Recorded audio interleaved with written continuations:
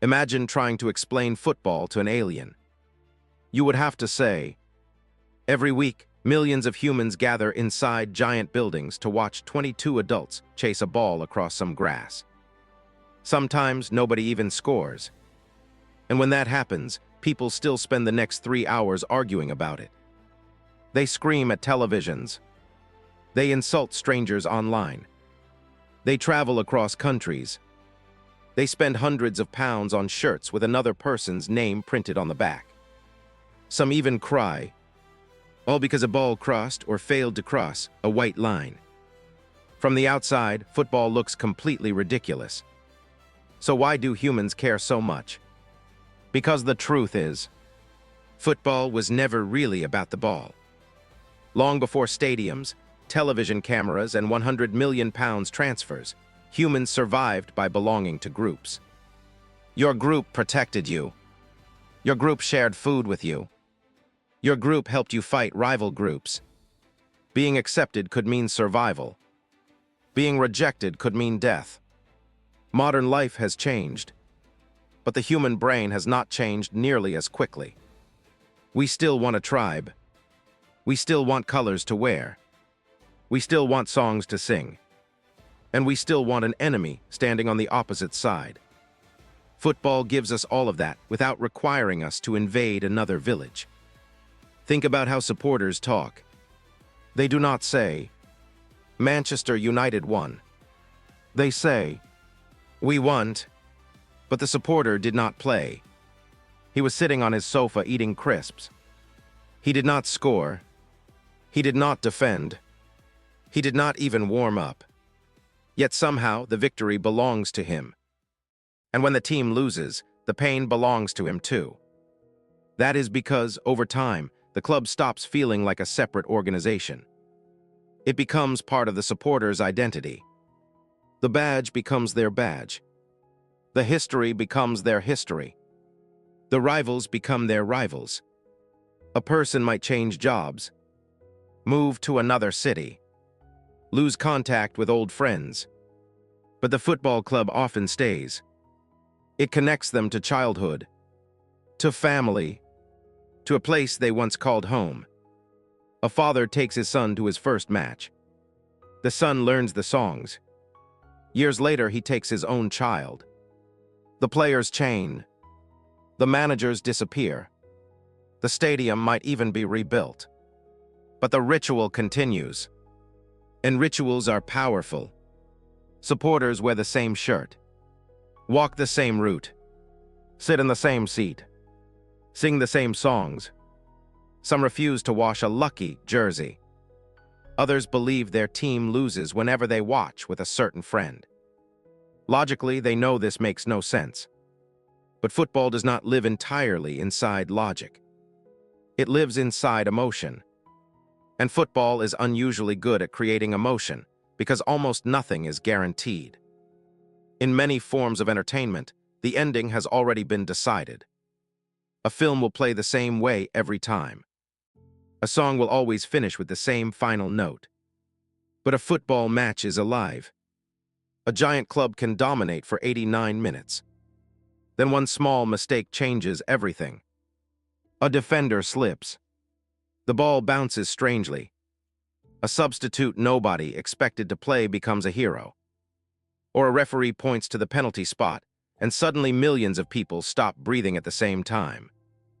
That uncertainty keeps the brain waiting for something important to happen. Most of the match may feel calm. Then in 1 second, the entire stadium explodes. That explosion feels stronger because of everything that came before it. The waiting, the frustration, the missed chances, the fear. A goal is not just a goal. It is tension being released all at once.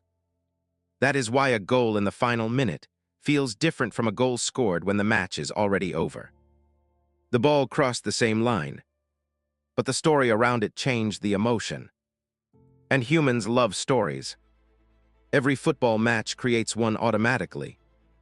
There are heroes, villains, underdogs, comebacks, betrayals, revenge, a young player trying to prove himself, an aging legend fighting against time, a former player returning to face the club that rejected him, a tiny team standing against one of the richest clubs in the world.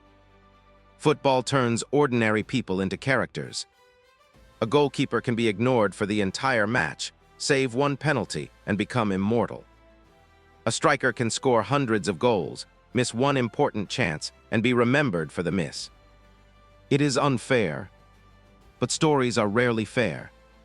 Football also allows people to feel emotions that normal life often tells them to hide. A quiet man who barely speaks at work can enter a stadium and scream until his voice disappears. Strangers hug each other after a goal. Adults cry openly after relegation. For 90 minutes, nobody asks them to be calm, professional, or sensible. They are allowed to feel everything: hope, fear, anger, joy, and sometimes complete despair. This is why losing can genuinely ruin someone's evening. From the outside, it seems childish. It is only a game. But saying that ignores what the game represents. It may represent someone's city, their family, their childhood, their friendships, their memories. When the club loses, all of those things are not destroyed. But for a moment, they feel wounded. And rival supporters understand this perfectly. That is why football banter works. Fans do not simply attack the team's performance. They attack the identity connected to it. They remind each other about old defeats, missed penalties, lost finals, embarrassing scorelines. A match can finish in 2 hours, but the jokes can survive for decades. Your club loses 7-0 once, and suddenly, people who were not even born when it happened are using it against you. Football also gives people something increasingly rare: a shared experience. Millions of people can now watch different programs, follow different creators, and live inside completely different online worlds. But during a major football match, everyone is focused on the same moment. The same free kick, the same replay, the same decision. One person is watching in London. Another is watching in Lagos. Another is watching inside a crowded cafe in Madrid. They may never meet, but for those few seconds, they are feeling the same tension. Football creates temporary communities between strangers. You can walk into a stadium knowing nobody, then leave hugging someone whose name you never learned. Of course, this attachment can become ugly. Tribalism can turn into hatred. Rivalry can turn into violence. People can forget that the opposing supporters are also human beings wearing different colors. The same instincts that create belonging can also create division. Football did not invent that part of human nature. It simply reveals it. That may be the strangest thing about the sport. Football is incredibly simple. A ball, 2 goals, 2 teams, but humans place almost everything inside it. Pride, history, politics, money, family, religion-like rituals, local identity, national identity, and the desperate hope that this year might finally be different. A club can disappoint its supporters repeatedly. It can lose finals, sell its best players, hire the wrong manager, promise a new beginning every summer. And still, the supporters return. Because supporting a football club is not like choosing a restaurant. You do not simply leave because the service was bad. The suffering becomes part of the relationship. In fact, without suffering, winning would not feel nearly as powerful. A trophy means more after years of failure. A promotion means more after relegation. A victory over a rival means more after months of listening to their jokes. Football fans are not only watching athletes compete. They are investing emotionally in a future they cannot control.